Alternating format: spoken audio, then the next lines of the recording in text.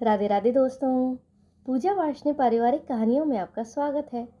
हमारी आज की कहानी का शीर्षक है बहू बेटी का अंतर। ये एक ऐसी कहानी है जो हमें ये सिखाती है कि असली रिश्ता खून से नहीं बल्कि दिल से बनता है। चलिए कहानी शुरू करते हैं। सरोज जी अपने कमरे में बेचैनी से इधर उधर कुछ ढूंढ रही थी। कभी अलमारी खोलती, कभी बिस्तर की चादरें पलटती, तो कभी तकिए के नीचे हाथ डालती। इतने में उनकी बेटी रीना कमरे में आई। रीना कुछ दिनों के लिए अपने मायके आई हुई थी। साथ में उसके छोटी सी 3 साल की बेटी सोनू भी थी, जो बाहर आंगन में अपनी गुड़िया के साथ खेल रही थी। रीना ने हैरानी से पूछा, माँ, आप क्या ढूंढ रही हैं? कब से देख रही हूं, आप परेशान सी हो रही हैं। सरोज जी ने थकी आवाज में कहा, बेटी, मेरी चेन कहीं नहीं मिल रही, समझ नहीं आ रहा कहाँ रख दी। रीना ने हल्की झुंझलाहट में कहा, माँ, आप भी ना कोई भी चीज संभाल कर नहीं रख पाती हैं। चलिए मैं भी मदद करती हूँ। दोनों माँ बेटी मिलकर पूरा कमरा छानने लगी, लेकिन चेन का कहीं पता नहीं चला। इसी बीच बहू प्रिया नाश्ते की ट्रे लेकर आई और कमरे का बिखरा हुआ हाल देखकर चौंक गई। माँ जी, ये क्या हो रहा है? पूरा कमरा अस्त व्यस्त क्यों है? रीना ने तुरंत कहा, भाभी देखो ना, माँ की चेन कहीं खो गई है, ढूंढने पर भी नहीं मिल रही।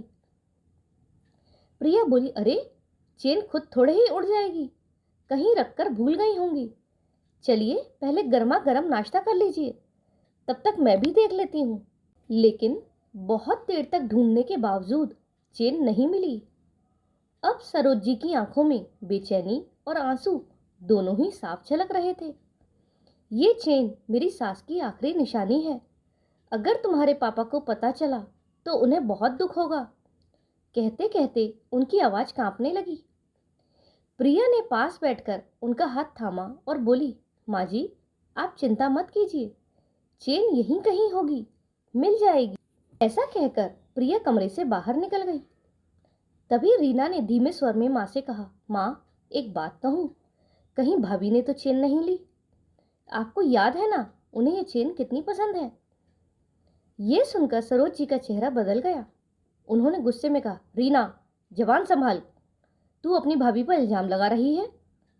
मुझे चेन खोने से ज्यादा दुख तेरी ये सोच देखकर हो रहा है। अगर तू अपनी भाभी पर शक कर सकती है तो मैं तुझ पर क्यों ना करूं?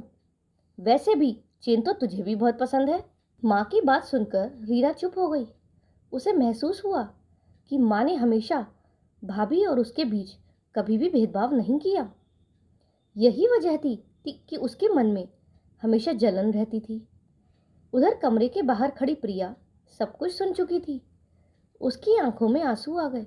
सोचा, मैंने भी तो मन ही मन दीदी पर शक किया था, और माँ जी, उन्हें देखो, वो तो दोनों से बराबर का प्यार करती हैं। वह अंदर आई और बोली, माँ जी, आप चलिए खाना खा लीजिए, मैं सोनू को बुलाकर लाती हूँ। प्रिया जैसे ही बाहर आई, उसने देखा सिर्फ 3 साल की मासूम सोनू अपनी गुड़िया के साथ खेल रही थी। सोनू खुशी से खिलखिलाकर बोली, मामी देखो ना, मेरी गुड़िया कितनी सुंदर लग रही है, मैंने इसे चेन पहनाई है, देखो। प्रिया की नजर गुड़िया के गले पर गई और उसकी सांसें थम गईं। गुड़िया ने वही सोने की चेन पहन रखी थी।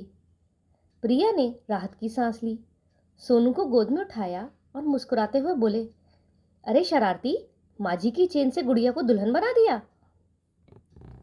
वह सोनू को लेकर अंदर आई और बोली, माँ जी देखिए, आपकी चेन कहाँ थी? हमारी नन्ही राजकुमारी ने अपनी गुड़िया को दुल्हन बना दिया था। सरोज जी की आंखों में चमक लौट आई। उन्होंने चेन को प्यार से उठाया और सोनू को गले से लगा लिया। सोनू मासूमियत से बोली, नानी देखो ना, मेरी गुड़िया कितनी सुंदर लग रही है। रीना ने बेटी को प्यार से सीने से लगाया और मुस्कुराकर कहा, हाँ बेटा, तुम्हारी गुड़िया सच में राजकुमारी लग रही है। उसके बाद रीना ने प्रिया की ओर देखा और भर्राई आवाज में कहा, भाभी, मैं आपसे माफी चाहती हूँ, मैंने आप पर शक किया। उसकी बात सुनकर प्रिया की आंखें भी नम हो गईं। उसने रीना को गले लगाते हुए कहा, दीदी, गलती सिर्फ आपकी नहीं थी। मैंने भी मन ही मन आप पर शक किया था, लेकिन अब समझ में आ गया कि माँ जी हम दोनों से कितना प्यार करती हैं। उन्होंने हम दोनों में से किसी पर भी शक नहीं किया। फिर सरोज जी दोनों को सीने से लगाकर रो पड़ी। उनकी आंखों में आंसू बह निकले, मगर ये आंसू अब गर्व और सुकून के थे। उन्होंने कहा, बेटियों, बहू और बेटी का फर्क सिर्फ सोच में होता है।